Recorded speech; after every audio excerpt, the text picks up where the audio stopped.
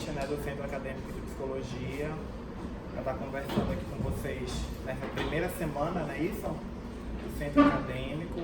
Parabenizado aos futuros, né? Tem alguém que já é formado? Já, então parabéns, colega, já estava na última. E conversar com vocês, né, dos desafios, na verdade. Quando eu fui convidada, eu pensei o que eu poderia estar falando sobre a política de assistência social. E aí é um pouco complicado falar, porque naturalmente quando eu começar a falar vão sair algumas siglas, né? Aí vocês vão anotando, que eu vou deixar uma parte pro final, vão me controlando o tempo, deixa pelo menos uns 20, 15 minutos pra gente conversar no final, tirar as dúvidas. Porque como eu já estou há algum tempo, já há 10 anos nessa área, então as coisas saem muito naturalmente para mim. Mas eu sei que para quem é estudante, né, ainda está compreendendo, alguns podem não ter tido ainda a experiência com esses estudos, com essa própria prática, né, na psicologia social. Eu não sei se, às vezes na psicologia ainda há uma certa confusão na parte da academia, onde que a política de assistência social ela se encaixa, se é na social, se é na jurídica, se a assistência social acaba sendo um novo campo, né, ou das políticas públicas. Então a gente ainda tem essa dificuldade. Eu não sei como é que o elenco, né, de disciplinas que vocês está prevendo falar sobre as políticas públicas, mas o mais importante, né, começar a conversar sobre o próprio tema, né, psicologia e assistência social. Talvez eu acho que isso é o que ainda confunda muitas pessoas, né, no sentido de que, espera lá, mas você é assistente social? Eu sempre sou perguntado quando eu vou falar sobre isso, né, e aí é importante diferenciar. Serviço social é o curso de graduação. Assistente social é o profissional formado em serviço social. E assistência social é uma política pública que se equipara tanto como a educação, a saúde, a segurança pública, dentre tantas outras políticas setoriais no qual o psicólogo é inserido, né, nesse mercado de trabalho. E aí eu vou tentar puxar um pouco o mercado de trabalho, porque hoje, quando o profissional ele sai da academia e às vezes um pouco, né, sem saber o que fazer, aonde eu vou trabalhar, eu já vou abrir minha clínica, eu já posso clinicar, eu não posso, eu vou fazer uma pós, o que eu faço? Ou joga currículo para todas as oportunidades que aparecerem, né, e bora ver o que dá certo, reza para Deus e vai. Mas a assistência social, ela hoje talvez seja o campo que mais absorva, né, esse profissional em início de carreira, principalmente no interior, né? O interior ele ainda é muito carente, e aí nós vamos falar das dificuldades do interior, e aí eu vim descobrir que não são todos os interiores, tá? Eu vim agora de uma realidade em Canaã dos Carajás, onde o salário inicial é R$ 8.500 de um profissional trabalhando na assistência social. Mas lá, talvez, porque pelo fato de ter um repasse de royalties, né, da Vale, Paraupebas também, mas eu não sei quanto é em Paraupebas, né? Esses repasses eles são diretamente repassados aos servidores, né? Eles compõem o orçamento do município para o pagamento, né, de pessoal, e isso é muito bom. Só que a gente sabe que isso não é uma realidade no país. E aí, se a gente pegar a Ananindeua, é o menor salário do Brasil, né? É 1.345, se eu não me engano, 1.309, alguma coisa assim, bruto, fora os descontos.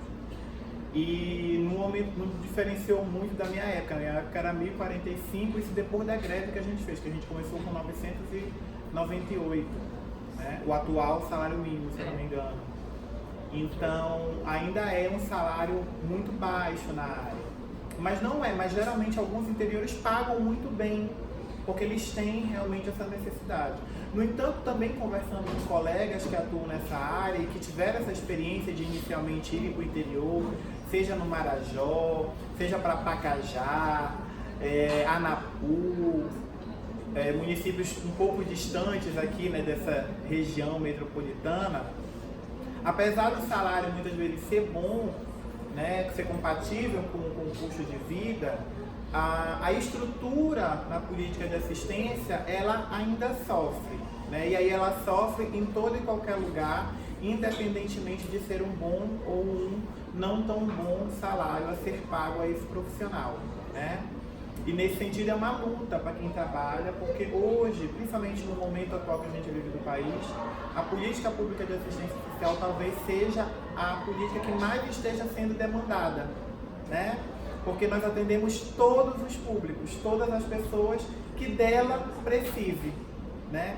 E quando a gente se depara principalmente com uma sociedade que vem adoecendo mentalmente, emocionalmente, entre tantas outras questões, com dificuldades familiares, com fragilidade dos vínculos familiares, a psicologia da assistência social acaba também sendo muito demandada, né? E nesse sentido tem sido recorrente a procura de psicólogos na assistência social para dar conta de uma demanda de psicoterapia, que não é o que nós fazemos. A psicoterapia é muito própria da política de saúde. No entanto, todos os dias essa demanda tem batido a nossa porta. Por quê? Porque a política pública de saúde também não está ofertando o serviço de psicologia. E aí, nesse sentido, também é uma luta. Sempre eu vou estar falando de lutas e falando de política. E aí eu não estou falando de política partidária, eu estou falando de política na perspectiva da cidadania, do exercício, né, dos seus direitos. Por exemplo, quando nós temos na educação, o pedagogo e o professor são, vamos dizer, equipe mínima. A gente trabalha muito com esses termos. Na saúde, nós temos uma equipe mínima de médicos, enfermeiros e técnicos de enfermagem. E na assistência social é o psicólogo e o assistente social, que são a equipe mínima de todo o equipamento, né, da política pública de assistência. E aí, no caso, tanto da educação quanto da saúde, o psicólogo, ele é o quê? Equipe de apoio, né? Ele não é equipe mínima, muitas vezes ele não é previsto. Por exemplo, o psicólogo na UPA não é previsto, né? Não é regulamentado. Nada impede que o gestor contrate, e nós temos UPAs que tem, mas ele não faz parte da equipe mínima. E aí, muitas vezes, por uma questão orçamentária, esse profissional ele é cortado. Quando eu estive em Altamira, eu implantei o serviço de psicologia na UPA em Altamira, porque eu estava fazendo uma parceria, né, com a UEPA, o Hospital Metropolitano e o Ministério da Saúde, executando um projeto. E aí a gente fez meio que campos de estágio, né? Campo de atuação, e um dos espaços foi a UPA. E a primeira coisa que eu perguntei, cadê o psicólogo? E eu vim entender essas questões, né, das portarias, enfim, e do fato do psicólogo não ser regulamentado nesses espaços. No entanto, o fato dele não ser não significa que não precise, né? Hoje, nas unidades municipais, não são todas as unidades que o psicólogo compõe essa equipe mínima. Embora, se você entre numa nova unidade de saúde, você vai ver lá a plaquinha psicologia. Mas muitas vezes você bate na porta e você não tem o psicólogo, né? E nesse sentido, a demanda da saúde mental, ela continua aparecendo. E aí, onde é que tem psicólogo, obrigatoriamente? Na assistência social, porque nós fazemos parte da equipe mínima. E aí, por que eu falei, né, anteriormente que é luta? Porque a gente precisa pressionar, né, os nossos vereadores, os nossos gestores, enfim, deputados estaduais, federais, senadores, para garantir que, no caso, por exemplo, da política de educação, exista a obrigatoriedade da equipe psicossocial nas escolas fazendo. E nesse sentido você vai ter tanto o assistente social quanto o psicólogo compondo essa equipe mínima. E no caso da saúde não é diferente, é a mesma coisa. E aí você consegue minimamente garantir uma rede para que essas pessoas possam ser acompanhadas adequadamente. Nesse sentido, uma outra demanda que vem, e eu estou falando ainda dos desafios, né? Uma outra demanda que bate muito a porta, né, da assistência social, que tem batido recorrentemente, que tem sido vindo das escolas, demandado das escolas, é a questão de automutilação, ideação suicida e risco de suicídio, né?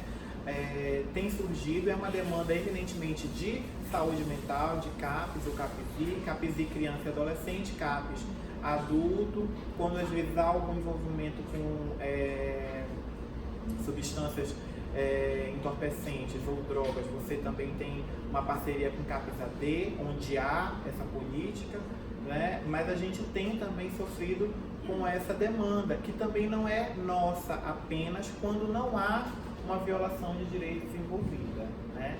Nesse sentido, os CREAs, né, todo mundo já deve ter ouvido falar nos CREAs, eles acabam sendo a porta de entrada, apesar de que pela descrição da política pública não ser, embora a gente, né, atenda a demanda espontânea, os CREAs eles acabam recebendo essa demanda, né, por demanda espontânea ou ainda por encaminhamento institucional de uma demanda que eminentemente não é nossa. E aí nós temos que também acolher, porque se tem um local que por natureza vai acolher, mesmo que a demanda não seja sua, é a política de assistência social, né? Eu creio que todo e qualquer cidadão já tenha passado por alguma situação de chegar em algum local e ter um atendimento não tão qualificado ou adequado no sentido de não é aqui, né? Próximo, querida, não é aqui, próximo, né? Na assistência isso dificilmente acontece. Claro que existem profissionais em qualquer lugar. E eu estou aqui também defendendo a política de assistência, óbvio, né? Mas eu duvido muito isso acontecer, porque por obrigação, pela natureza do serviço, nós somos também órgãos de quê? De orientação. Então toda e qualquer demanda que chegue, né, aos nossos equipamentos, aos nossos serviços socioassistenciais, obrigatoriamente nós vamos ter que dar uma orientação, ainda que não seja lá, e dar um encaminhamento aonde, né, de direito.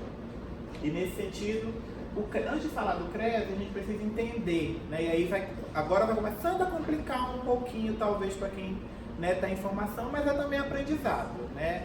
Ou vamos dizer, a sementinha que eu estou plantando aqui para a gente poder regar, florescer e, quem sabe, encontrar vocês, né, no futuro trabalhando juntos nessa política.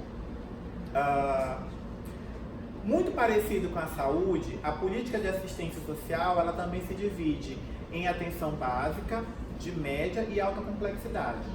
Na assistência nós temos a proteção básica, que é executada pelos CRAs, eminentemente trabalhando o quê? A prevenção. E nós temos a proteção social especial, que se divide em média complexidade e alta complexidade, onde a média complexidade é representada pelos CREAs e a alta complexidade pelos espaços de acolhimento. Antigamente conhecidas como abrigos, ainda eventualmente você vai ouvir esse termo, mas ele já não é mais muito adequado, né, para ser utilizado, porque abrigo ele traz uma conotação, uma carga um pouco negativa realmente do trabalho que é feito. E uma pesquisa que eu realizei, né, sobre tinha uma pesquisa nacional do Plano Nacional de Convivência Familiar e Comunitária, que ele apontava que os abrigos eles muitas vezes não eram esses espaços que deveriam ser, como deveriam ser, assim como eles não estariam respeitando o princípio da brevidade e da excepcionalidade. No entanto, a minha pesquisa revelou que no caso especificamente de Ananindeua, que foi onde, né, eu realizei, e em Belém não é diferente, eu também já constatei, né, analisando alguns dados, mais empiricamente, esse primeiro de Ananindeua foi pesquisa mesmo, que ele vinha cumprindo sim o princípio da brevidade, mas nem sempre o da excepcionalidade. O que acontece? O da brevidade está muito associado ao tempo, né, que você fica nesses espaços. E o da excepcionalidade está muito relacionado ao motivo pelo qual criança ou adolescente é encaminhada para o espaço de acolhimento. E a minha pesquisa revelou que no caso de Ananindeua, os motivos muitas vezes não estavam sendo realmente excepcionais, ou o espaço de acolhimento não estava sendo utilizado como última alternativa, muitas vezes estava sendo a primeira. Mas mesmo nessas circunstâncias, as crianças ou adolescentes, eles ficavam um espaço muito curto de tempo, né? Em uma média que a minha pesquisa relevou de 2 a 4 dias, né? Claro que nós tínhamos dentro desses casos aquelas exceções, que são realmente algumas crianças ou adolescentes que são órfãos, né? Que não têm realmente a família extensa, ou que o motivo, né, pelo qual ela foi encaminhada no espaço de acolhimento é muito grave, que não permite que ela retorne, né, para o seio familiar. Por exemplo, caso de abuso sexual praticado por um dos genitores com a conivência ou omissão do outro. Eu não tenho como, né, tentar promover algum tipo de resgate de vínculo com essas pessoas. Então, tranquilamente, né, só tentando mapear aqui a básica, a média e a alta complexidade, eu já falei do nosso público, né? Afinal de contas, qual é o público da assistência social? E o público da assistência social é justamente toda e qualquer pessoa em situação de violação de direitos, né? Principalmente no caso de CREAS, da Proteção Social Especial, né? Que é CREAS e espaços de acolhimento. Então nós trabalhamos com mulheres, crianças e adolescentes, mulheres vítimas de violência, né? Crianças e adolescentes que sofreram qualquer tipo de violência, idosos, pessoas com deficiência, negros, população LGBTI, enfim, homens, toda e qualquer pessoa que tenha sofrido qualquer tipo de violência, qualquer violação de direitos, ela tem, né, por natureza do serviço e por direito previsto na legislação da assistência social, que é a LOAS, o atendimento, né, psicossocial garantido e o acompanhamento dessa situação. Que aí, nesse sentido, é uma outra coisa que a gente precisa entender, né? Muitas vezes o psicólogo ele fala muito do atendimento e ele confunde com acompanhamento. E na verdade a gente precisa entender que o acompanhamento é um processo e os atendimentos se dão dentro desse processo de acompanhamento, né? E aí, nesse sentido, nós temos vários tipos de atendimento, desde um atendimento familiar, o atendimento individual, até os atendimentos em grupo, entre outras atividades que podem ser inseridas, oficinas, palestras, rodas de conversas, debates, visitas monitoradas, visitas institucionais, visitas domiciliares, enfim. Existe uma gama de procedimentos dentro do processo de acompanhamento. Então, realizar um atendimento não é necessariamente um acompanhamento. Então, existe essa diferença e ela é muito importante para a vida de vocês, tanto em formação quanto para quem já é formado, poder compreender essas nuances, né? No caso dos CRAs, eu vou falar rapidamente para poder entrar nos CREAS. Os CRAs, eles executam, como eu falei, a perspectiva da prevenção. Então a ideia é que a ideia, não a prática, tá? Mas a ideia é que toda e qualquer pessoa tivesse passado ou passasse por acompanhamento nos CRAs, né? Se é prevenção, a ideia é que todos nós em algum momento participássemos dos CRAs. Hoje em Belém nós temos 12 CRAs, uma região metropolitana, uma cidade com mais de 1,5 milhão de habitantes, quase 2 milhões, e em alguns momentos com o dobro ou o triplo dessa população, por exemplo, o Sírio, né? Eu não entendi o que significa direito do CRAS. O CRAS é um centro de referência da assistência social, que é responsável pela execução da proteção básica, onde ele vai prevenir as situações de violação de direitos, garantindo tanto o acompanhamento psicossocial com assistente social e psicólogo, como também executando alguns programas e projetos sociais, além de inclusão dessa família em programas como, por exemplo, Bolsa Família, Tarifa Social de Energia, Minha Casa Minha Vida, entre outros. São situações básicas que a população mais carente necessitaria e que o CRAS promoveria junto a essa população para garantir, né, com que ela respirasse e garantisse o seu status de igualdade, enfim, de acesso a outros serviços. Então, o CRAS ele promove políticas para famílias em situações de risco com a ajuda do psicólogo e do assistente social. Também, mas não só em situação de risco. Mesmo que você esteja bem, você pode procurar o CRAS em uma situação outra. Não existe o vínculo com o psiquiatra nesse... Não, o psiquiatra é saúde, CAPS ou CAPSI, né? O CRAS ele faz só o acompanhamento psicossocial na perspectiva social daquela situação. Claro que se for identificado por meio da avaliação que é feita pela equipe a necessidade de articulação com essas outras políticas setoriais, tanto de saúde, de educação ou de segurança pública, o CRAS vai fazer um encaminhamento. Se ele identifica, inclusive, também que aquela família está passando por uma situação de risco ou algum outro agravo ou violação de direitos, ou até já constata uma violência, ele vai encaminhar para o CREAS. Na verdade, não é bem encaminhar, e a gente fala referenciar, que tem a referência contra a referência, né? Então ele vai referenciar. E nada impede de que a família fique nos dois equipamentos ao mesmo tempo. Embora tudo isso é feito por avaliação. Eu vou sempre falar coisas de modo gerais, mas tenho em mente que cada caso é um caso, sempre. Tá? A gente tem uma lei geral, a gente tem a política nacional, a gente tem os planos municipais, os estaduais, mas cada caso é um caso. Por isso que toda e qualquer família que passa, né, que faz essa entrada, que faz esse acolhimento nesses espaços, é elaborado um plano de acompanhamento familiar, porque a matricialidade é sempre na família, né? Então você vai identificar as situações, vai fazer genealogia, vai identificar a questão de emprego e renda, questão de educação, questão de saúde, a própria questão da moradia dela em que se encontra, a documentação, entre todas as outras situações que são garantias de direitos, que já estão assegurados. Então a equipe ela está lá disponível para acompanhar. Hoje, é bem verdade quando você falou, né, famílias em situação de risco, famílias carentes, vamos colocar assim, que ainda representa ainda hoje o nosso maior público, sem dúvida. Mas uns 2 anos para cá, com a mudança, inclusive no perfil das famílias e de renda das famílias, esse público tem aumentado, né? Esse público tem mudado. Então hoje você já encontra famílias que tem mais de 4 ou 5 salários mínimos, né, que você também faz essa identificação da renda mensal da família, que moram inclusive em alguns bairros, como por exemplo Nazaré, que são bairros Neomarizal, que tem uma população, né, classe média ou classe média alta, acionando e acessando esses serviços. E isso é bom. É bom por um lado, no sentido de que é um direito de todos, mas é ruim porque muitas vezes os motivos pelos quais elas estão acionando é porque justamente elas sofreram algum tipo de violência.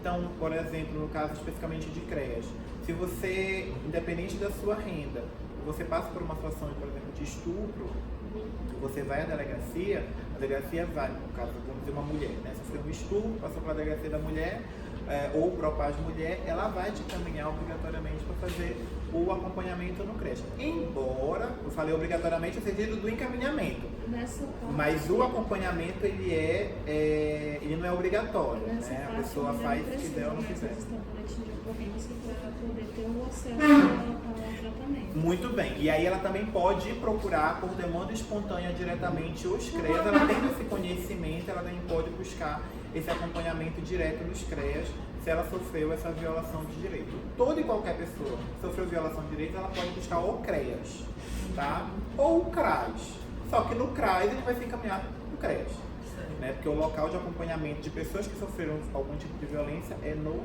CREAS. E aí lá no CREAS, se tiver outros órgãos que sejam necessários acionar, lá será feito. E aí nesse sentido foi interessante a tua pergunta, né? Bem importante. Porque muitas vezes os objetivos da assistência não necessariamente eles batem com os procedimentos ou os mesmos objetivos de outras políticas. Então, às vezes a gente entra em conflito, né? Porque, por exemplo, se tu pensa numa situação de uma mulher que sofreu algum tipo de violência e ela procura primariamente o CREAS, por mais que eu vá dar um encaminhamento a ela ao Propaz, naquele momento eu preciso me preocupar com o quê? Com a situação em que ela se encontra e com a superação da violência sofrida. Eu não estou muito preocupado, claro que faz parte do acompanhamento, tanto é que a gente encaminha, mas com a defesa ou responsabilização daquele acusado, né? Então eu vou levar ela a trabalhar isso no momento dela em que ela se sinta forte o suficiente para poder enfrentar e acionar esses outros serviços, né? Enquanto que, por exemplo, para a justiça é um pouco diferente, né? As delegacias, eles querem o logo. E muitas vezes o tempo, né, desses órgãos, tanto de defesa quanto de responsabilização, eles não são o mesmo tempo da assistência social. E aí às vezes, a gente precisa às vezes de um tempo, né, com essa pessoa, realmente para ela poder respirar e poder seguir esses outros passos. Elas levam tempo para conseguir assimilar a violência que elas passaram ao que está acontecendo agora. Muitas chegam em negação e preferem dizer que aquilo não aconteceu, que aquilo não é verdade ou que a pessoa não fez nada com ela, porque a própria mente dela, para livrar ela, digamos assim, de futuros traumas, começa a entrar em estado de negação. Então é mais difícil a parte burocrática na delegacia do que a parte assistencial, porque lá ela vai ter o tempo dela para conseguir colocar para fora o que realmente aconteceu. E aí a importância, né, da gente poder trabalhar e diferenciar esses equipamentos e a importância da intersetorialidade. Porque nesse momento, uma vez identificado que há uma perspectiva também de trauma, a gente precisa trabalhar tanto a assistência quanto a saúde, né? Eu vou antecipar um pouquinho, eu ia deixar esse casinho para o final, mas já que tu tocaste, eu acho importante, até porque eu acho que às vezes a gente aprende muito mais pelos casos, né, em si, casos verdadeiros. Nós tivemos um caso, né, de uma adolescente que foi encaminhada para o CREAS da escola com sinais e sintomas de automutilação e ideação suicida. Nós fizemos o acolhimento, né, inicial, e aí é muito da perspectiva do psicólogo, tá? Da experiência dele. Eu já estou um tempo atuando em que eu consigo já identificar sinais e sintomas que muitas vezes eles não se revelam, eles não se manifestam, mas que eu sinto que eles estão ali presentes, né, no discurso, na fala, nas atitudes, na própria relação, né, com o genitor, com a genitora. O mais sutil, quase invisível, né, mas que ele está ali. E quando eu percebo essas coisas, mesmo que o caso não necessariamente seja para assistência social, eu coloco em acompanhamento para fazer a avaliação e aí confirmar se realmente fica ou não fica, né? Se eu encaminho para o outro órgão e desligo naquele momento, né, do CREAS. Então, geralmente eu tenho essa perspectiva. E esse caso foi o que aconteceu. Ela seria encaminhada para o CAPS? Pois é, ela seria encaminhada, se for só isso, seria encaminhada para o CAPS-I. Ela era adolescente. Mas no acolhimento, que já é uma avaliação, a gente acaba pegando essas nuances de que tem algo a mais que eu preciso investigar, que eu preciso avaliar, né, para poder ter realmente certeza de que é só isso. E aí eu falei assim, olha, eu vou marcar outros atendimentos, a avaliação geralmente é de 4 a 6 atendimentos, um pouco menos, um pouco mais, como eu falei, cada caso é um caso, né? E nós temos também uma questão de demanda muito maior do que a oferta e tempo de atendimento. Então, às vezes, a gente precisa de um tempinho a mais. E coloquei ela em acompanhamento. Entre esse meu acolhimento e o próximo atendimento, que seria o atendimento individual, na escola, com a pedagoga da escola, essa adolescente fez uma vinculação, onde ela fez um procedimento que já existe previsto na lei, que é de revelação espontânea de uma violência sofrida. E aí, no caso, a escola já tinha sido capacitada por mim sobre esse procedimento de escuta especializada e elaborou o relato. E entre esse período, né, no dia do atendimento dela, eu encontro a pedagoga, ela veio até o CREAS e falou assim, oi fulana, tudo bem? Que inclusive essa colega já tinha trabalhado comigo também, a Nandineua, pedagoga. Ela falou assim, oi João, queria muito falar contigo. Eu falei assim, o que aconteceu? Ela disse, tu vai atender a fulana hoje, né? Eu falei assim, vou. Ela disse, então, é que aconteceu uma situação, ela fez uma revelação espontânea, e eu trouxe o relato. Eu falei assim, olha, eu sabia que tinha alguma coisa aí, que no acolhimento não apareceu. Em nenhum momento ela falou que tinha sofrido uma violência, né? E aí ela falou assim, eu estava até preocupada para saber como é que faz a questão do sigilo. Eu falei assim, a gente conversou isso na capacitação, te lembra que tem situações em que o sigilo, ele não é um valor absoluto, ele é relativo, principalmente quando há, né, um perigo à vida, né, à integridade daquela pessoa. Então a gente tem que saber, né, como dosar essa questão do sigilo, né, ele não é um valor absoluto, tá? E ela falou, pois é, eu trouxe.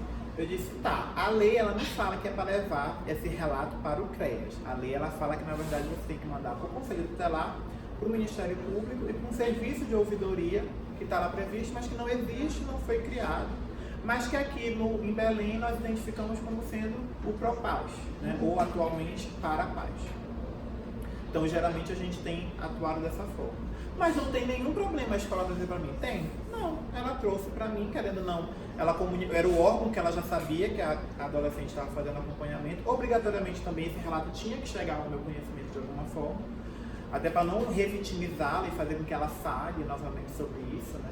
até porque ela já tinha falado para ela. E eu, dali para frente, iria também fazer os encaminhamentos para esses outros órgãos, conforme a lei determina. E aí ela disse, mas eu falei, não, então é o seguinte, eu vou fazer o atendimento com ela e vamos ver se ela me revela sem eu precisar tocar, que eu já sei, né? E aí, realmente, nesse caso, o que aconteceu? A gente tentou, né? Quando eu falo a gente, porque estava aí assistente social, mas em nenhum momento ela falava. Mas o que acontecia? Fazendo um resumo, que eu não tenho como contar todo o caso. Ela fazia exatamente isso que você falou. Ela negava o que tinha acontecido. O fato tinha acontecido quando ela ainda tinha 14 anos. Estupro vulnerável. Ela estava com 15. Já tinha mais de um ano. Quem tinha praticado tinha sido o padrasto.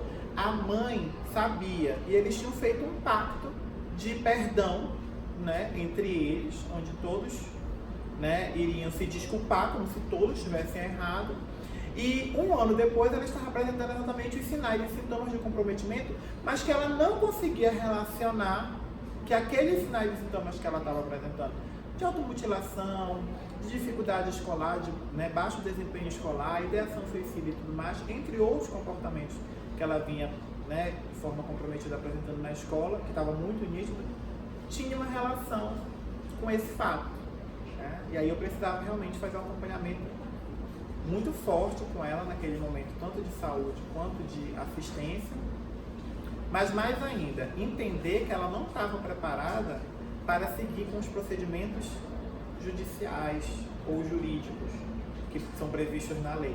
Porque naquele momento, e aí eu vou colocar uma escala aqui que eu criei, tá? Isso é da prática. Não encontrei em lugar nenhum, é coisa que a gente também assume a responsabilidade quando a gente faz isso. Só para concluir essa parte. A gente tem uma situação básica de violação de direitos, como por exemplo, o não acesso a uma vaga na escola. É uma violação de direitos. Não necessariamente tem uma violência aí, né? Mas é uma violação de direitos. Aí nós temos uma violação de direitos com violência, uma violência física, por exemplo, uma violência psicológica. Aí nós temos uma alienação parental, aí nós temos uma violência sexual. Todo mundo tem que compreender que uma violência sexual ela é muito mais grave que uma violência física ou que uma violação de direitos. Né? E aí nós temos uma situação, por exemplo, de risco à vida, de uma ideação suicida, uma automutilação. A vida, na nossa Constituição, toda a legislação, ela é sempre muito mais valorosa do que qualquer outra coisa. Então, naquele momento, o que estava muito mais latente? Eu cumpri procedimentos jurídicos ou previstos em lei para encaminhar ela para o Conselho Tutelar, para a paz, né, para fazer perícia, uma série de outras coisas, ou estabilizar ela emocional e psicologicamente, talvez até psiquiatricamente, para garantir que depois ela viesse a cumprir esses procedimentos. Entenderam? Então você acaba tendo que, né, como eu falei, cada caso é um caso, né, todos os casos você vai fazer isso, mas naquele momento eu assumi a responsabilidade de dizer assim, não, vamos primeiro cuidar disso aqui. Eu estava literalmente com a vida dela na minha mão. E quando realmente ela, né, enfim, todos nós já sabemos o que tinha acontecido, a primeira pergunta que ela fez foi, a minha mãe vai ser presa?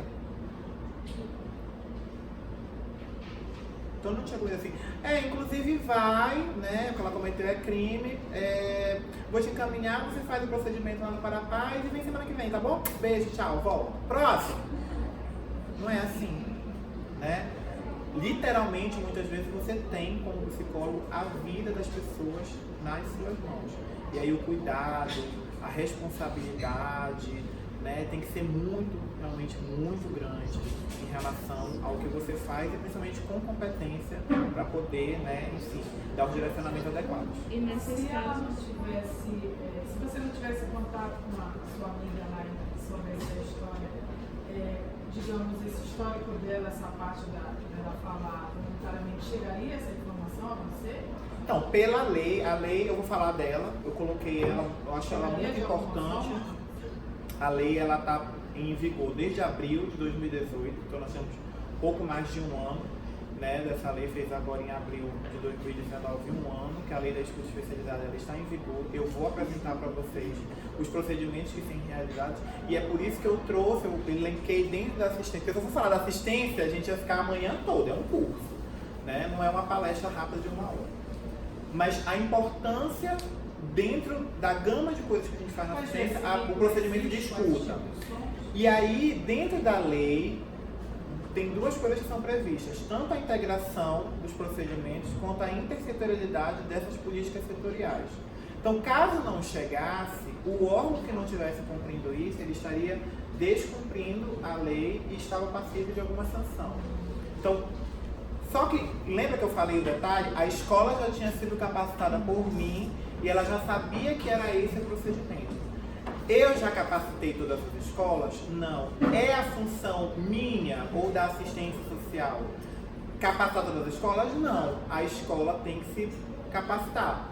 Mas a gente vem fazendo esse trabalho. Essas relações com as instituições, dessa troca de informações com relação a quem é político, ela existe com a unidade básica de saúde, por exemplo? Também. O programa Saúde da Família? Também. Inclusive, por exemplo, dentro do nosso planejamento, e eu posso sempre falar do meu território, tá? O meu território, ele é o de Coraci, então eu sou responsável tanto pela territorialidade de Coraci, Paracuri 1 e 2, e mais alguns bairros para cá, Cotijuba e Outeiro.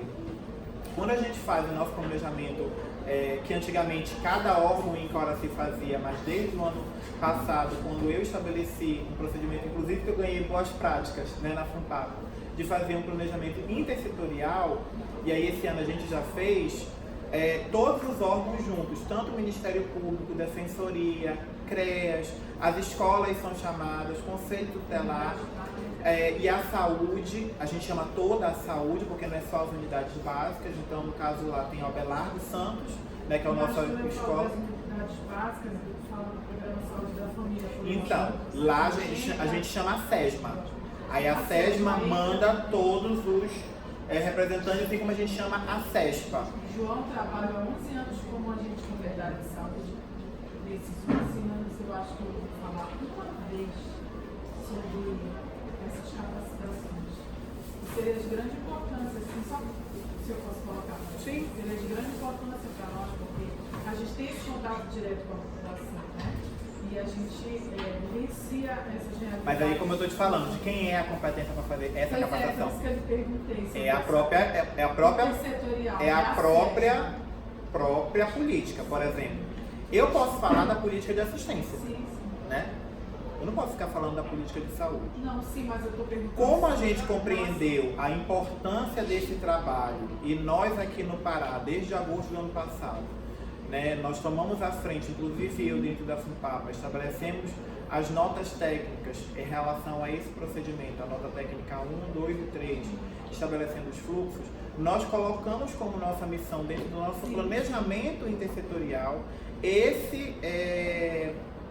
essa formação conjunta com todos aqueles que trabalham com a gente. Esses convites, né? E só que a gente é dividido territorialmente. Sim. Eu só posso falar pelo meu território.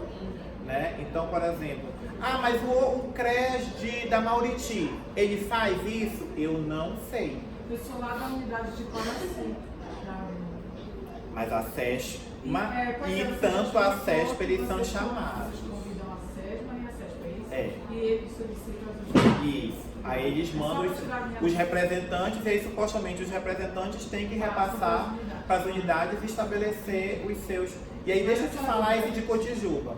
Cotijuba então entra no nosso planejamento e quando a gente chega em Cotijuba, o primeiro equipamento público que a gente se dá de cara que tem lá é o quê? É a unidade de saúde. É o barquinho que desce na frente, né? Tirando aquela parte do porto que vai pela praça, o outro, que é o que geralmente a gente chega, é de frente com a unidade, né? Além dele, nós vamos ter o quê? A Escola Bosque, né? E aí eu estou falando de uma perspectiva o quê? Municipal. Então, nesse momento, a gente estava fazendo justamente a capacitação das escolas, então era o Marta e o Escola Bosque. E também nós temos uma parceria muito boa com os agentes comunitários de saúde, eles também fazem parte, né? Os agentes de endemias também estão sempre nas nossas capacitações, eles são muito presentes mesmo. E aí eu não estou para falar aqui, fazer a chamada de quem vai e quem não vai, tá? Mas a gente chama e a gente tem os ofícios para comprovar. E aí quando eu passei eu falei assim, gente, mas aqui, o primeiro equipamento que eu acho que a população aciona é a unidade de saúde, não é? Eu disse, vamos fazer isso. Aí eu fiz pela manhã com eles, né? A gente ia fazer uma programação manhã e tarde. E eram vários órgãos, tinha a justiça, estava o UFPA, eram vários órgãos juntos. E eu falei assim, vamos lá na unidade. Apesar de a gente ter chamado a unidade para participar, como a unidade é praticamente do lado, eu disse, a gente tem que ir na unidade. E aí eu me desloquei, fui para a unidade. Quando a gente chegou lá, falamos com a responsável, né, a coordenadora da unidade. Ela estava assim, aberta, né, à capacitação. Eu disse, então vou fazer um pocket, né, muito rápido aqui, com as pessoas presentes. Sentamos, conversamos e acho que umas 2 semanas depois, a conselheira tutelar de Outeiro, que mora em Cotijuba, Celeste, ligou para mim e falou assim, João, eu queria te agradecer muito, porque realmente os casos estavam chegando todos na unidade, eram muitos casos, mas a unidade não sabia como encaminhar ou para onde encaminhar e tudo mais. Então parece que agora começou a aparecer e tudo tem a ver com aquele trabalho que foi realizado. Mas é assim, né? Eu só posso falar pelo meu território. A gente precisa avançar muito mais? Precisamos. Né? E aí nesse sentido a importância, né, da psicologia nesse trabalho. Para concluir essa parte rapidamente, para a gente poder avançar, porque o tempo correu. O CRES, então, ele é um centro de referência especializado da assistência social, então ele é um pouco mais do que o CRAS, não que seja mais no sentido de melhor, mas que a gente tem um público específico de pessoas que sofreram uma violação de direitos, né? Uma violência física, uma violência sexual, e toda e qualquer pessoa, como eu já falei, independentemente da renda, tá? E aí a nossa demanda realmente acaba sendo muito grande e infelizmente eu tenho que dar esse dado para vocês. 90% do nosso público é de crianças e adolescentes. Infelizmente. Só que eu ainda, apesar de toda essa dificuldade, eu ainda tenho uma percepção de que, por mais que seja difícil, a política de criança e adolescente, da infância e juventude, ela é um pouco mais estruturada do que para outros públicos, porque minimamente a criança e adolescente, pegando aquele caso que você me perguntou, né, da professora, alguém sabe, alguma instituição sabe, ou a escola sabe, ou chegou no conselho, ou chegou no Parapaz, ou chegou na Santa Casa, enfim, em algum lugar chegou. Chegou no CRAS, ou chegou no CREAS, ou chegou no Ministério Público, ou na delegacia de modo geral, na delegacia do bairro, enfim. Mas quando a gente avança para mulheres vítimas de violência, quando a gente avança para idosos, para pessoas com deficiência, negros e a população LGBTI, infelizmente parece que esses casos não chegam, né, nas unidades, não chegam em lugar nenhum. Idoso menos ainda, porque o idoso não tem nem o conselho tutelar do idoso, que é uma ideia que se perdeu aí no tempo, né, não está previsto no estatuto, nunca foi efetivado, então não tem, né? E aí realmente o idoso tem sofrido bastante, né? E aí recorrentemente a gente vê, né, situação de denúncias. Mas o CREAS é um órgão também para fazer esse acompanhamento, tá? Vamos ver como é que eu estou aqui. Violações eu já falei. Próximo. Só falando especificamente porque, volto a dizer, seria um curso, até proponho para a Uninasal, tá? Fazer um curso sobre assistência social. Porque eu não concluí aquela parte do CRAS, mas eles desenvolvem pelo menos 2, né, serviços, que é o PAIF e o Serviço de Convivência Familiar e Comunitária. Pelo menos esses 2. São só esses 2, mano? Não, eles podem desenvolver N programas, mas pela legislação, obrigatoriamente, eles têm que desenvolver pelo menos esses 2. O CRAS ele ainda está muito associado com o Bolsa. E o Bolsa, na verdade, é um dos programas que a família tem acesso. Na verdade, a pessoa vai no CRAS para fazer o CAD. O que é o CAD? É o Cadastro Único, que iria substituir todos esses nossos documentos, mas que a gente não também conseguiu avançar nesse sentido. Por que, João? Porque a partir do CAD você gera o NIS, que é o número de identificação social. E era esse número que iria substituir o CPF, enfim, todos esses documentos, né? Aqui é uma ideia muito parecida com o que acontece nos Estados Unidos, que tem o Security Social, né? Então a pessoa tem um número, é aquele número para a vida dela, né? Ele identifica até conta de banco, tem esse número, tudo é esse número. Então a ideia é que o NIS fosse esse nosso número único. Só que a gente ainda está, né, tentar avançar para unificar todos esses documentos em um só. Mas não é. Então o CRAS não pode ser associado apenas com o Bolsa. O CRAS ele tem que ser associado com prevenção. Então todas as vezes que vocês quiserem, inclusive uma palestra, que vocês queiram desenvolver alguma ação da própria universidade, chegar a alguma comunidade, chamem o CRAS, tá? Para fazer a prevenção, tá? Nesse sentido, o CREAS ele tem um mundo de serviços. No CREAS nós temos pelo menos 5 serviços. Hoje, atualmente, são só 3 sendo efetivados, né, nos CREAS. Então, nós atendemos as pessoas em situação de rua, mas hoje ele acaba sendo deslocado para um equipamento que aqui em Belém nós só temos 2, que são os centro-POPs. Nós executamos o PAEF, que é o Serviço de Acompanhamento Especializado a Pessoas e Indivíduos. O Medida Socioeducativa, que acompanha adolescentes em conflito com a lei. O Serviço de Atendimento a Idosos e Pessoas com Deficiência, que ele não tem equipe específica, ele acaba sendo acompanhado dentro do PAEF. E também o Serviço Especializado de Abordagem Social, que são as nossas equipes volantes que fazem trabalho na rua de identificação, tanto de trabalho infantil, exploração sexual ou toda e qualquer outra situação de violação de direitos. Hoje em Belém nós temos 2 tipos de equipes. Nós temos a equipe geral, né, para adultos, que geralmente identifica pessoas em situação de rua e encaminha para o centro-POP, e temos o serviço de abordagem de crianças e adolescentes para identificar, né, o trabalho infantil. O trabalho infantil é um dos exemplos que a gente tem, assim como a medida socioeducativa, das pessoas que ficam tanto no CRAS quanto no CREAS, né, desenvolvendo os 2 trabalhos. Eu queria falar rapidamente, né, para poder entrar na parte da escuta especializada, que a escuta no CREAS, ela não pode se dar nesse trinômio. Então, a escuta, o trabalho que é realizado no CREAS, não tem o objetivo de investigar, de transitoriedade nem de assodamento. Como eu falei, a escuta no CREAS, ela se dá num processo de acompanhamento, tá? Por meio de vários procedimentos que acontecem nesse acompanhamento. Então, logo quando surgiu essa lei, e aí por isso a nossa equipe, né, ter elaborado esses documentos, surgiu muito essa dúvida, porque associaram, CREAS especializado, escuta especializada, o CREAS faz escuta, então é o CREAS que vai fazer escuta. E aí, próximo. Tá, isso aqui é a mesma coisa, então não pode se tornar exclusivamente caso de relato, ok. Aqui é a escuta da lei. A lei, ela fala que a escuta especializada é procedimento de entrevista sobre situação de violência com criança ou adolescente. Essa lei é específica para criança e adolescente, tá? Perante órgão da rede de proteção, limitado ao relato estritamente ao necessário para o cumprimento de sua finalidade. Rede de proteção. Está escrito CREAS.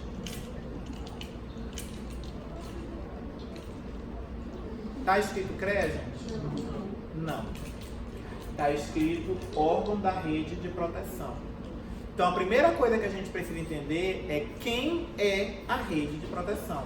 Então, quando eu cheguei lá em Canaã, né, uma das dificuldades que eles tinham é essa. Eu falei assim, a primeira coisa é saber. A escola, ela se vê fazendo parte da rede de proteção? Porque se ela não se vê, então o trabalho é mais embaixo ainda.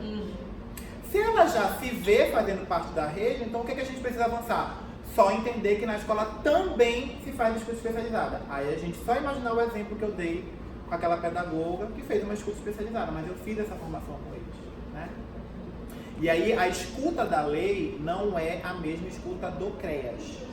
E não significa que no CREAS não faça a escuta da lei. Então a escuta prevista na lei, ela acabou sendo apenas mais um procedimento dentro dos procedimentos de acompanhamento, certo? Então nós temos a escuta do CREAS, que se dá desde o momento que ela entra até o momento que ela sai, e nós temos a escuta especializada que pode acontecer no CREAS como um procedimento aqui dentro, certo? Quando ela se dá uma perspectiva de revelação espontânea. E aí, revelação espontânea não é pegar a criança, sair arrastando ela pelo braço e chegar lá no CREA e dizer assim, olha, ouve ela porque ela sofreu uma violência. E quando eu estou falando isso, é literalmente, né, verdadeiramente o que aconteceu no nosso território. Não acontece isso porque eu bato muito, né, com a rede, assim. Temos dificuldades, acabamos de identificar uma aqui, de chegar essas informações, mas na nossa rede a gente não passa isso, esses conflitos com o conselho tutelar. Mas a gente sabe que acontece em outros órgãos, inclusive colegas que chegam, João, conselheiro tutelar, chegou arrastando a criança aqui. Eu disse, então, isso é um sinal e um sintoma de que a gente precisa trabalhar com essa rede, tá? E aí tem a parte do depoimento especial, eu não vou entrar porque não dá tempo, senão eu tenho que pegar mais uma hora. Próximo. O decreto, aí todo mundo esperava pelo decreto. O decreto vem regulamentar a lei, o decreto vai ser perfeito, o decreto, a gente não sabia nem quando ia saber esse decreto. No final do mandato do Temer saiu em dezembro do ano passado o decreto, que não trouxe nada demais. Ele, na verdade, choveu no molhado e só aumentou dizendo o quê? Ele especificou, porque todo mundo... Parece que a gente fala rede de proteção, aí é aquela história. O que é rede de proteção? Aí tem que vir a lei para dizer o que é rede de proteção, quando supostamente todo mundo já deveria saber. Então ele exemplifica o que é a rede de proteção nos campos da educação, sendo que a lei já trazia isso, tá? Nos campos da educação, da saúde, da assistência social, da segurança pública e dos direitos humanos. Ele até ampliou. Que isso eu penso. A OAB tem uma comissão de direitos humanos. A Comissão de Direitos Humanos da OAB pode realizar um procedimento de escuta especializado? Segundo a lei, pode.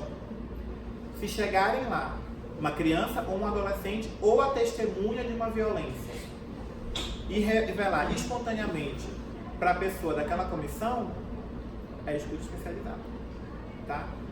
E aí a gente ainda precisa avançar muito, porque nós temos vários órgãos, né, de proteção dos direitos humanos atualmente, ONGs, e que a gente sabe que não sabem esse trabalho.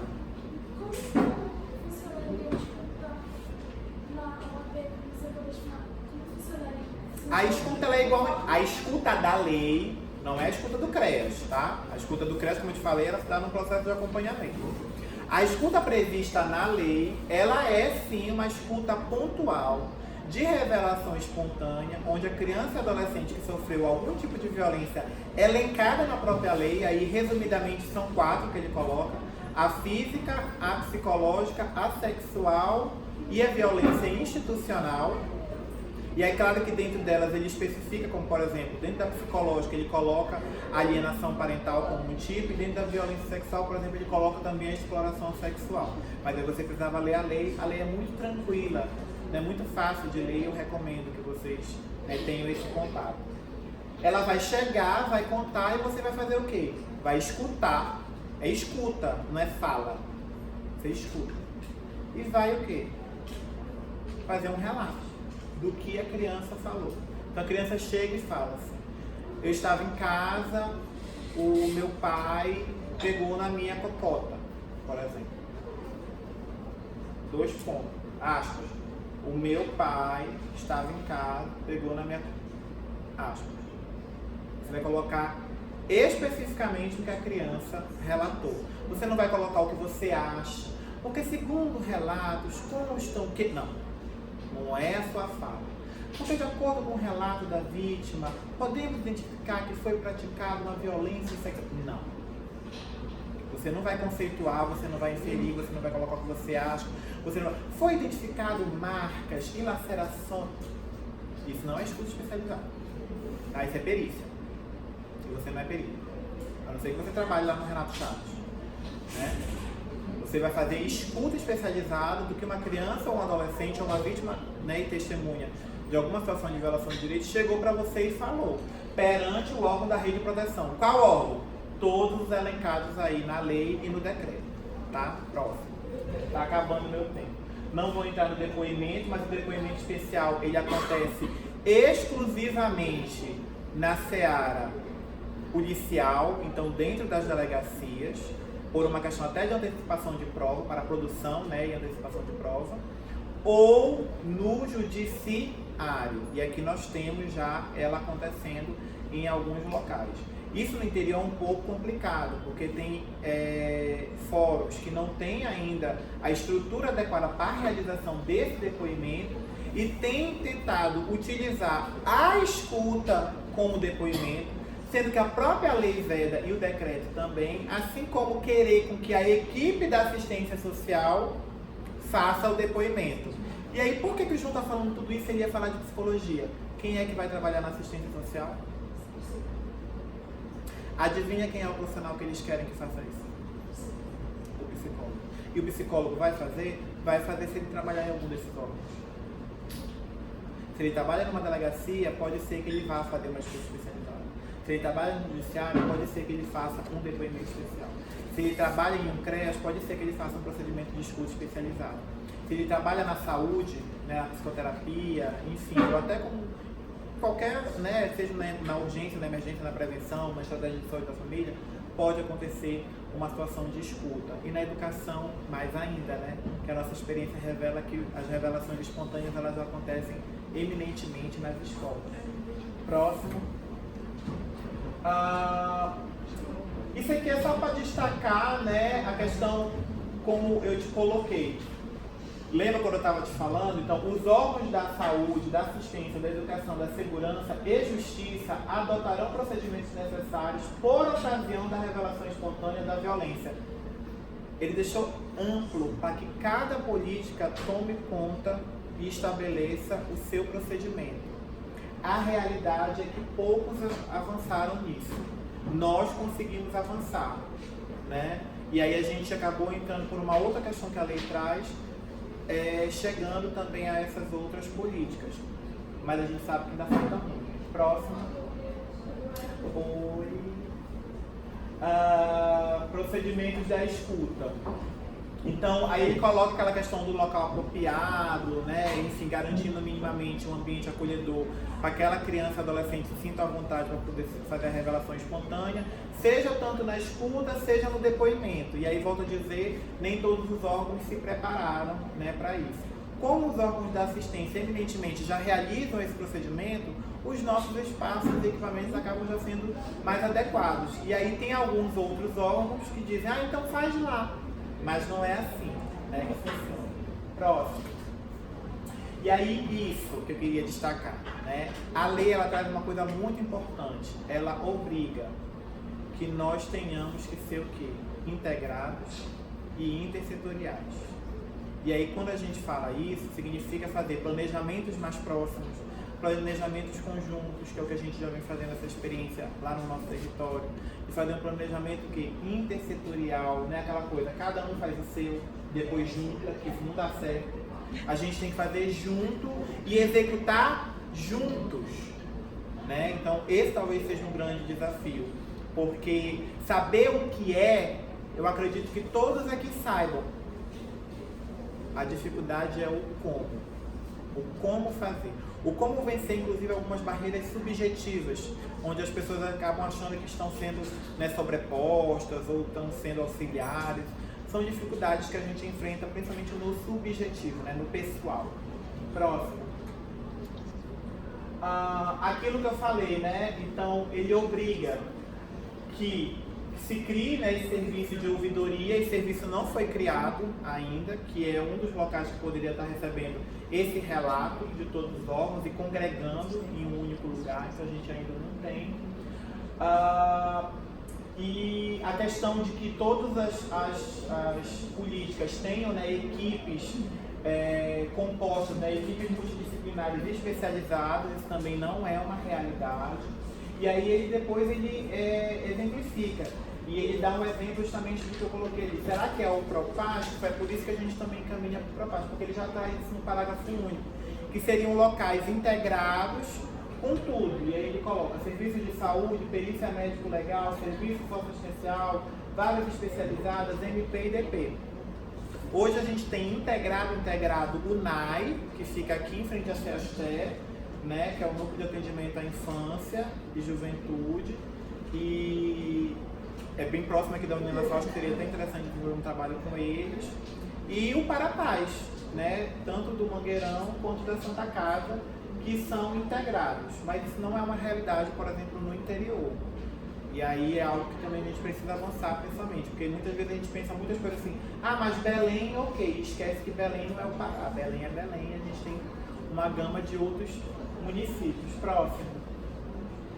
Aqui era só falar da assistência, então a lei é 13.431, por favor, leiam essa lei para responder até aquela tua pergunta, tá? Ele exemplifica quais são os casos que devem ser, né, passíveis de escuta especializada, e é muito tranquilo de ler. Da assistência social, para quem já trabalha, já sabe que do inciso 1 ao 3, ele só repetiu tudo que já está lá na lei, tá tudo ok, a gente não trouxe nenhuma novidade para a gente. No entanto, no inciso 4, ele trouxe uma novidade, que é algo ainda que não foi discutido, que é a possibilidade das equipes de assistência poderem realizar o acolhimento institucional da criança ou adolescente vítima de violação de direitos. Porque o que acontece? Hoje a gente sabe que esse procedimento ele é realizado pelo Conselho Tutelar.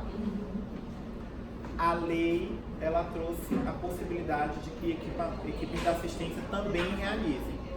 A assistência até agora não é o nosso procedimento, né? A gente ainda não chegou com situações, né, pelo menos em termos de FUNPAPA, de precisar, até porque isso aí o Conselho Tutelar a gente consegue trabalhar muito bem, mas se a gente quiser, pode fazer, a lei me permite. Se eu entendo que essa é a lei mais próxima, então ela supostamente substitui todas as anteriores, né? Tem até um nome, né, tranquilo em relação a isso no direito. Próximo. Síntese da lei. Por que eu estou falando tanto de lei? Porque vocês, futuros psicólogos, precisam entender que nós vivemos num Estado democrático de direito. Não sei se está tão democrático, não sei se está tão de direito. Mas se a gente quer que esse país realmente seja um país sério, né, e funcione em algum momento, a gente tem que cumprir, né, as leis. E aí, nesse sentido, uma coisa que ela traz, que nós temos que trabalhar de forma integrada e intersetorial, isso eu já falei. E aí o desafio para vocês que estão na academia é pensar principalmente nesse como facilitar. Eu penso isso todo dia na minha prática e tenho adotado alguns procedimentos, algumas ideias, como eu falei, até já, né, copiadas, incentivadas e premiadas. Mas a gente precisa avançar mais.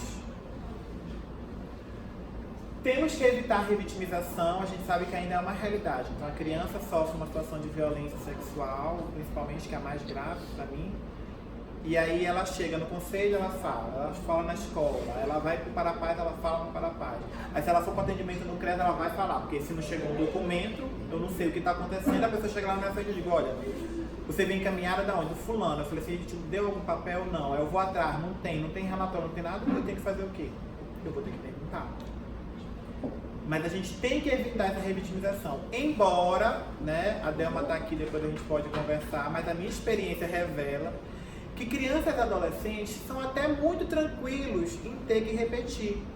Eu não tenho casos de lembrar, assim, que eu digo, essa criança se sentiu muito traumatizada e revitimizada, ou esse adolescente, de ter que falar novamente.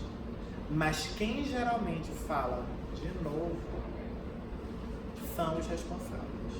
Realmente eles ficam muito magoados, muito abalados com tudo que aconteceu, muito mais às vezes do que a própria vítima. E aí nesse sentido é assim, acaba que quase tudo vai ser uma revitimização para eles, mas a lei é específica para criança e adolescente. Então, infelizmente, volto a dizer, se você tiver que ouvir novamente, você vai ouvir quem? O adulto. A criança e adolescente, ela já fala em algum lugar, você vai atrás do órgão, lembra lá da lei? Perante o órgão da rede de proteção. Você já falou aonde? Falei lá no conselho, ótimo, acabou por aí, então não fala mais nada. Eu vou atrás do conselho. Agora, com os pais eu posso conversar quantas vezes quiser, mesmo eles não gostando. Né, gente? Porque eu vou ter que pegar algumas informações quando elas não chegam até mim. Mas não é perguntando para a criança novamente, porque isso é vedado, tá? E uma outra coisa que a lei trouxe, que sempre foi falado, acho que a lei taxou, né? Eu estou na prorrogação da prorrogação, né? Tá.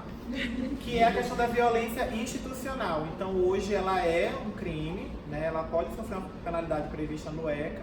E aí, violência institucional vai desde um mau atendimento até a não realização de um procedimento que lhe é de competência, né, a ser feito. Próximo. Isso eu já falei, tudo que a gente já fez aqui já avançou, falei das juntas técnicas, tudo que a gente vem construindo desde o ano passado, né, que a gente vem dando continuidade. Próximo. Quando é que pode acontecer, então, uma escuta especializada no CREAS? Que eu acho que talvez seja essa a maior dúvida, e aí que talvez o psicólogo possa ser que aconteça com o psicólogo, porque não é específico para nenhum profissional, tá? Inclusive o decreto ele coloca um técnico de nível superior, né? Aí ele coloca preferencialmente esses, mas ele não exclui os demais. Então quando vai acontecer? Quando acontecer uma demanda espontânea, né? Lembre-se, ele falou em casa, vocês aqui, né, são sociedade civil, vão levar direto no CREAS, por demanda espontânea. Então a primeira escuta em um órgão, né, da rede de proteção foi no CREAS. Aconteceu por demanda espontânea. Não tem problema, a gente vai fazer o relato. Durante o cumprimento de medida socioeducativa, então o adolescente está cumprindo a medida socioeducativa, e durante o processo de acompanhamento, ele vai revelar que ele também sofreu um abuso sexual, e ninguém sabia. Certo? Ele revelou aonde? No CREAS. Então também, aí vai ser procedimento de escuta especializado. Nas situações identificadas pelo serviço de abordagem, lembra que o serviço de abordagem está na rua?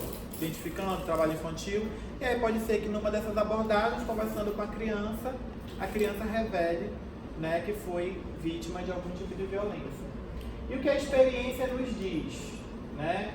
Que o principal local são as escolas. E aí realmente a gente precisa avançar nesse contato com as escolas. Meu sonho é que de repente a gente conseguisse em 2020 efetivar com que todas as escolas, assim como essa escola com essa colega minha, né, que trabalha lá, já sabe, já passa pelo tempo da escola,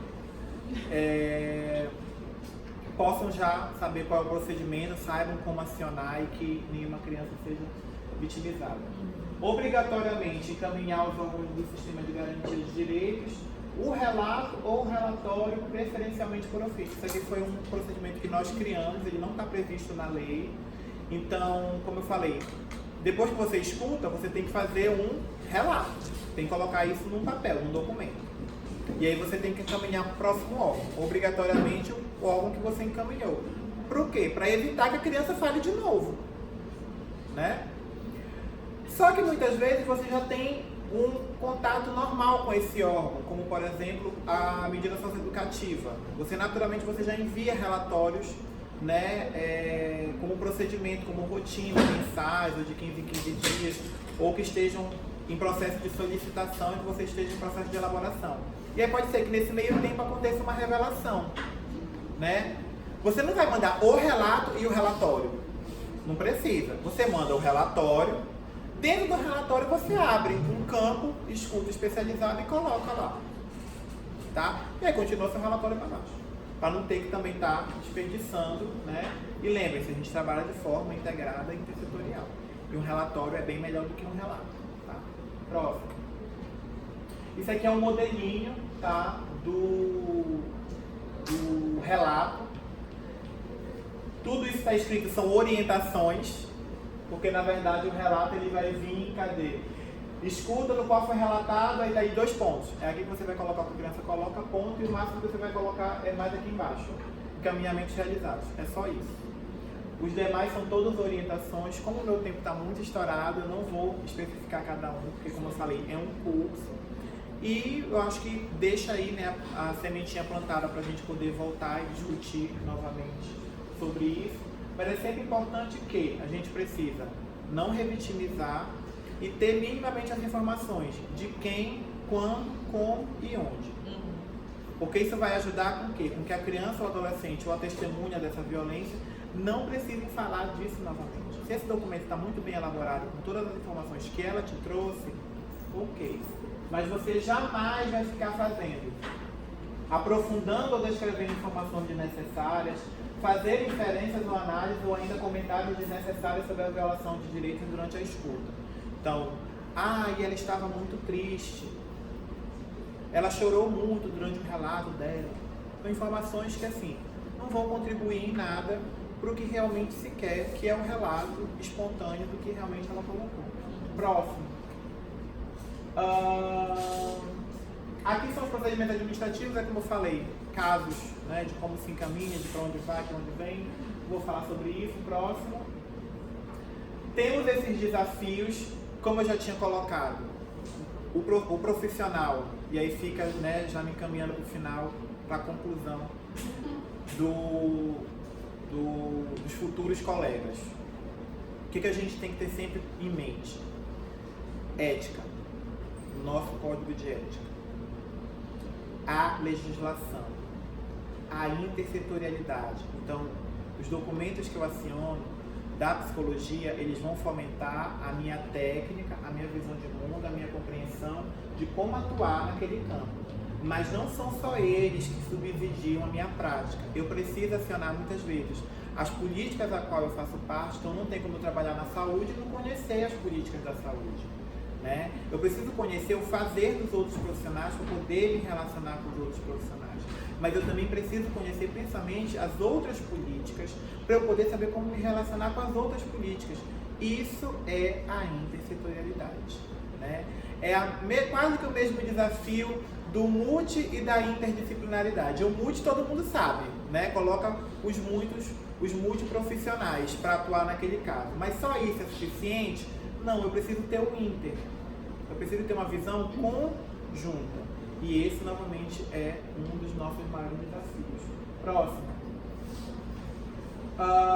Eu coloquei alguns dados, né, do que a gente precisa para quem vai trabalhar na assistência. Então, definição de papéis ela é muito importante. Diferenças entre perícia psicológica, escuta especializada e acompanhamento. Eu acho que deu para verificar isso hoje. Compreensão da política nacional de assistência social. Então, quem está aí na formação, pesquisem nessa área, tem muito campo, tem muita coisa para se fazer. Submissão das políticas públicas ao trabalho de outros atores à rede. Esse também é um desafio, é um problema, é um desafio e algo que a gente precisa vencer. E há casos em que os objetivos do eixo da atenção, atendimento, defesa e responsabilização são diferentes. Isso também eu exemplifiquei para vocês, né, naquele caso que eu contei. Próximo. Eu tenho essa sugestão de vídeo, está no Facebook do Conselho Regional de Psicologia. Você entra lá, foi uma palestra da Iolete, ela é do Conselho Federal. É melhor entrar pela página, pelo computador do que pelo celular, mas acho que o celular também dá. Você procura vídeos e procurem a data do dia 14 de agosto de 2018, tá? E aí vai estar lá, acho que se eu não me engano é 1 hora, dá para ter uma visão principalmente do que é melhor o depoimento especial, tá? Próximo. E aí uma frase que é minha, eu falei lá no CRES Mauriti, conversando com os colegas para poder subsidiar as formações, e eu patenteei ela como sendo minha, né? É o pleonasmo do pleonasmo, mas cada caso é um caso, portanto, cada caso é um caso. Tudo que eu falei aqui é muito bonito de modo geral, mas é o caso que vai te dizer qual é o procedimento que melhor se aperfeiçoa, tá? E em tempos difíceis, não nos olhemos como os adversários ou como inimigos, mas como parceiros de uma rede em busca da proteção daqueles que nos procuram. É a eles que nós devemos o nosso melhor, o nosso trabalho e a nossa escuta. Muito obrigado.